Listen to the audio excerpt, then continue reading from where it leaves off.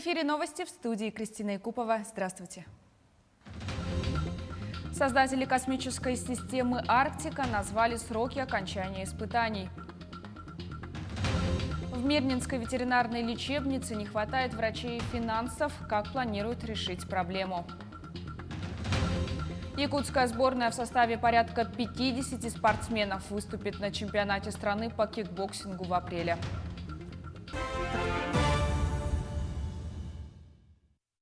Испытания космической системы «Арктика-М» завершат в 2024 году. Спутники предназначены для мониторинга климата и окружающей среды в арктическом регионе. Сообщается, что минимально в состав гидрометеорологической системы должны входить 2 таких аппарата. Как рассказывают специалисты, новые спутники позволят получать обзорное изображение арктического региона Земли не реже, чем раз в 15-30 минут. Пуск ракеты «Союз-2-1Б» с первым российским спутником «Арктика-М» состоялся в конце февраля с космодрома Байконур. Он будет работать на высокоэллиптической орбите, срок активного существования не менее 7 лет. Запуск второго аппарата намечается в 2023 году. Передачу земель под строительство жилья ускорят на Дальнем Востоке. Об этом сообщил вице-премьер Марат Хуснуллин. Он отметил, что сегодня на рост цен на жилье в регионах Дальнего Востока влияет недостаточный объем предложения на рынке. За год-два планируется максимально нарастить объемы строительства.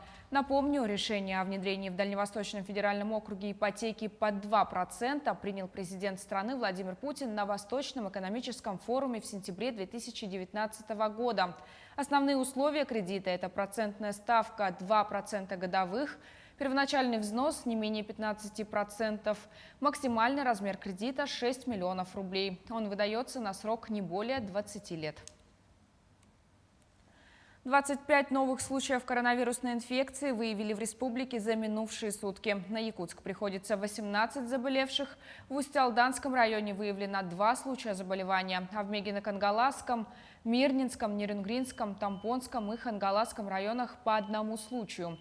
Что касается вакцины против коронавирусной инфекции, то на сегодняшний день в республику всего поступило 62 412 доз. Первую вакцину получили 56 570 человек, вторую – 50 612 человек. Итальянский регион компания договорился о поставках спутника ВИ. Президент региона Винченцо де Лука подтвердил, что провинция подписала сделку на получение российского препарата на фоне многочисленных задержек с вакцинацией в Италии в последние недели. Обращаясь к гражданам своего региона, де Лука раскритиковал плохие управленческие решения со стороны центрального правительства страны в отношении распределения вакцин между регионами с последующими задержками поставок. С начала пандемии коронавируса компания была одним из наиболее пострадавших регионов Италии, на который в марте прошлого года приходилось почти 10% от общего числа случаев заражения в стране. В наступившем году эксперты прогнозируют рост цен на лекарства для животных. По исследованиям Росстата, за прошлый год они уже подорожали в среднем на 6–10%. В 2021 ждут подорожания еще на 5%. Для муниципальных ветеринарных клиник новость неутешающая. Финансирование и так оставляет желать лучшего. Анна Брянска узнала, какие проблемы есть в Мирнинской ветлечебнице и как они решаются. Лолочка, дай лапу. Дай лапу, Лола. Дай лапу. Лапу дай. Подать хозяйке лапу, понюхать снег, преодолеть препятствия на игровой площадке белоснежной Лоли в удовольствие. Щенок породы шицу в семье Кристины Дорофеевой появился случайно. Увидели ее фото на сайте объявлений. Уже через пару часов собаку забрали. Радовались. Правда, прошлой осенью мирнинцам пришлось попереживать. Здоровье питомца подкачало. На коже вылезла сыпь, повысилось слюноотделение. Мы поняли, что нужно обращаться в ветеринарную клинику. Там, к сожалению, нам не смогли оказать должной помощи, лишь сняли симптомы. Я обратилась к онлайн-ветеринару через приложение московскому. И по нашим уже симптомам, по картине нашей, она назначила анализы, которые нужно сдать. Но сдать их в Мирном не получилось. В местной клинике не оказалось нужного оборудования, говорит Кристина. В итоге с больным псом девушке пришлось ехать в частную клинику за 230 километров в Ленск. В Мирнинской же лечебнице не отрицают. Они бы и рады расширить перечень услуг, да денег не хватает. У нас в целом финансируется управление ветеринарией. И оно финансируется за счет республиканского бюджета. В состав управления входят структурные подразделения, в том числе и ветеринарные лечебницы. Но желательно бы, конечно, побольше, но в связи с пандемией у нас резко сократилось финансирование. Сумму, выделенную на этот год, руководитель называть не стал. Судя по всему, дела не идут в гору. На клинику один полупустой стеллаж медикаментов и единственный аппарат УЗИ. Последний настроен только для исследования беременных животных. Лаборатории для сдачи анализов нет. Перед кабинетом приема больных животных есть прайс, в котором указаны цены на услуги. Так, например, первичный прием хозяину обойдется в 100 рублей. Даже если ветеринары будут принимать хотя бы по 15 животных в день, это 1500 рублей. В то время как, чтобы заменить аппарат УЗИ, уже здесь устаревший, понадобится 700 тысяч. Не хватает здесь и персонала. Штат рассчитан на 5 сотрудников. Трудоустроены 3. 2 из них в декрете. Фактически Юлия Рыбалка работает в одиночку. Она и фельдшер, и врач, и руководитель. Бывают, конечно, форс-мажорные ситуации, и экстренные пациенты приходят, и какие-то травматические ситуации. Тяжеловато справляюсь. Уровень ветеринарной помощи в Мирном власти республики уже обсуждали в этом году на февральском отчете правительства. Председатель районного совета депутатов Андрей Кузнецов рассказал, не только в оборудовании и медикаментах дело.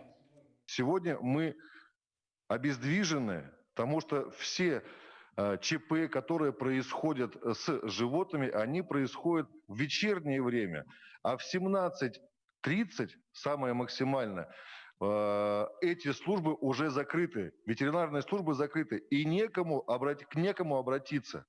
Решать проблемы Петр Петров, руководитель департамента ветеринарии Якутии, порекомендовал общими усилиями на месте.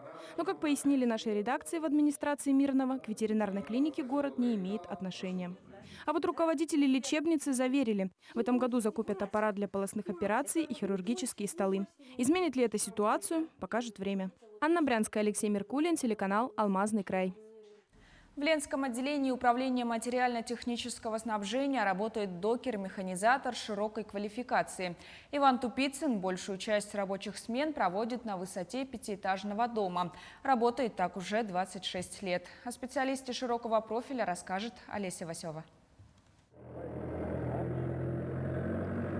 Зима работы прибавляет. Перед погрузкой на машину стропольщик обязательно очищает груз от снега. Сегодня на зимник с Ленского отделения МТС отправляют барабаны с металлическим канатом. Ответственный Иван Тупицын. Стропольщик сегодня, пока нет работы на технике. На самом деле Иван Тупицын – докер-механизатор широкой квалификации. Работает на всех видах погрузочных машин. В коллективе его ценят. Специалист высокой квалификации. Работает на кране, на кранах, на всех козловых, на погрузчиках. Стропольщик, опыта у него очень много рабочего. Самое главное, исполнительный, ответственный исполнительный работник. В Ленском отделении МТС Иван Тупицын работает 26 лет. И почти все эти годы на высоте. Большую часть стажа наработал на товарном комплексе номер 6, так называемой металлобазе. Трудился на единственном 32-тонном козловом кране. Эта техника уникальная, позволяет перемещать длинномерные грузы на территории всей рабочей области. Крановщику нужны знания физики и геометрии, а также устойчивая психика. Много времени приходится проводить на высоте. Поэтому работа на земле как психологическая разгрузка. На земле как-то быстрее время проходит. Вот так. А в кране? В кране медленно, скучно, один сидишь. Все. А тут вроде как среди людей, знаете, летом, наверное, интереснее.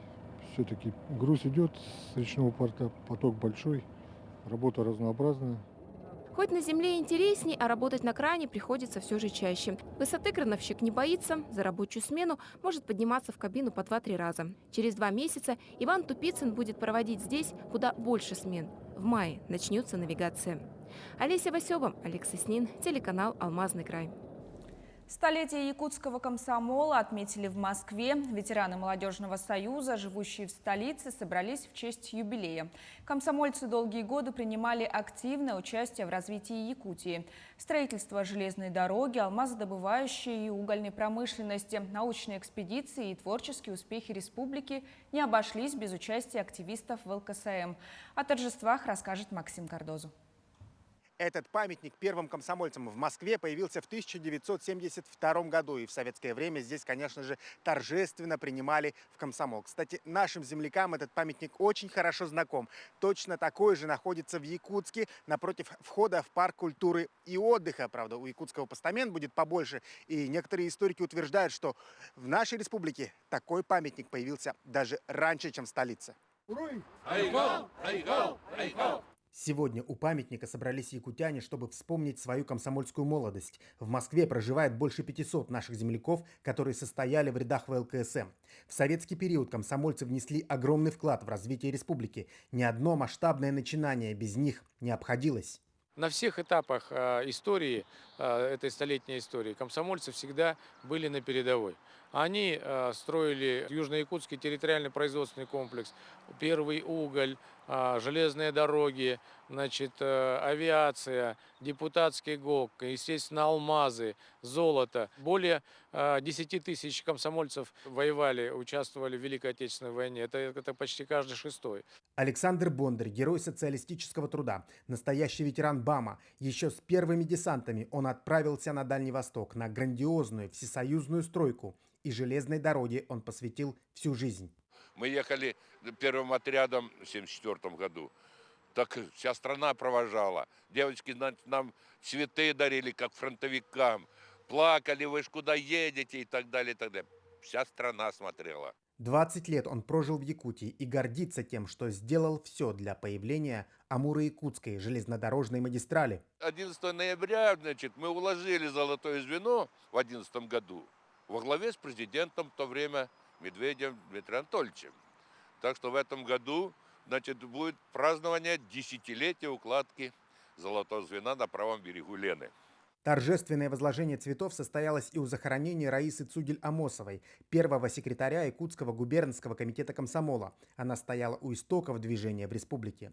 Но на этом юбилейные мероприятия не ограничатся. Основные торжества в столице, посвященные столетию якутского комсомола, пройдут летом во время традиционного празднования Исэха в Москве. Максим Кардозу, Джур Березкин, Москва. Около 50 спортсменов представят Якутию на чемпионате России по кикбоксингу. Сообщается, что среди взрослых примут участие 22 спортсмена, среди юниоров 25. Так, среди участников трехкратный чемпион России, чемпион Европы, мастер спорта международного класса по кикбоксингу Денис Андреев, чемпион России и Европы, мастер спорта международного класса по кикбоксингу Аял Местников и обладатель Кубка мира, финалист чемпионата России, мастер спорта России Виталий Филиппов. Отмечу, чемпионат России в разделе К1 пройдет в Якутске с 5 по 11 апреля. К этому часу вся информация. Мы следим за развитием событий. Берегите себя, носите маски и дезинфицируйте руки.